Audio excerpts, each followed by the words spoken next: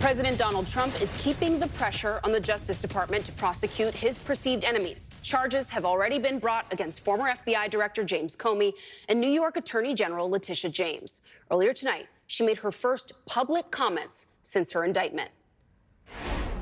We see powerful voices trying to silence truth and punish dissent, and yes, weaponize justice for political gain. Let us stand together to defend our rights, to protect every safeguard, every institution, every immigrant.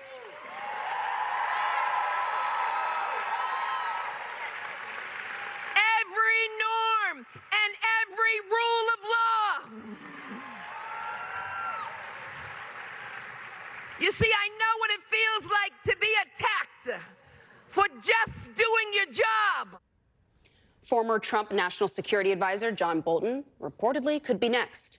And investigations have been opened into other targets, including California Senator Adam Schiff, Fulton County District Attorney Fani Willis, and former CIA Director John Brennan.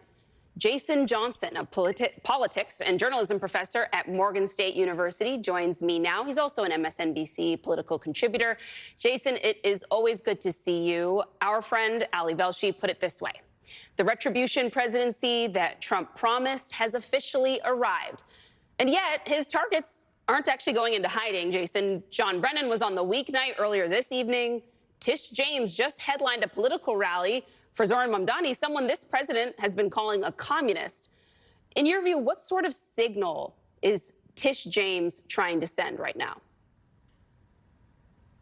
Antonia, I don't think she's sending a signal. She's living her life, as everybody should be doing. We have a current administration that is attacking heretofore innocent people.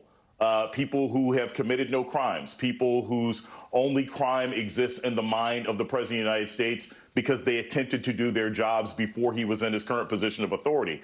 The last thing you would want anyone to do, whether it's Comey, whether it's Bolton, whether it's Tish James, whether it's anybody else, whether it's a dog catcher who let their dog pee on Trump's yard and now he wants to go after them because he's unhappy, these people should not stop living their lives, because the moment they start cowering in advance, he is simply empowered to do this against anyone else. So we have the No Kings rallies coming up across the country this coming Saturday. And the Speaker, Mike Johnson, has been describing the rally planned for Saturday as a hate America rally that would draw the pro-Hamas wing and the Antifa people. It's worth reminding viewers that Trump designated Antifa, which is not an actual organization, as a domestic terrorist group with an executive order that said Antifa is a militarist, anarchist enterprise that explicitly calls for the overthrow of the United States government, law enforcement authorities, and our system of law. Because of the aforementioned pattern of political violence designed to suppress lawful political activity, obstruct the rule of law, I hereby designate Antifa a domestic terrorist organization. And just last week, Trump held an Antifa roundtable at the White House. Jason, listen to this.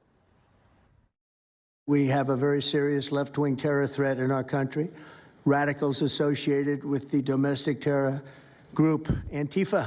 They have been very threatening to people, but we're going to be very threatening to them, far more threatening to them than they ever were with us, and that includes the people that fund them. We're going after Antifa criminals, and all who fund and support their campaigns are in serious trouble, and we have a lot of records already. These are people that do not have good intention for the country, and that's treasonous.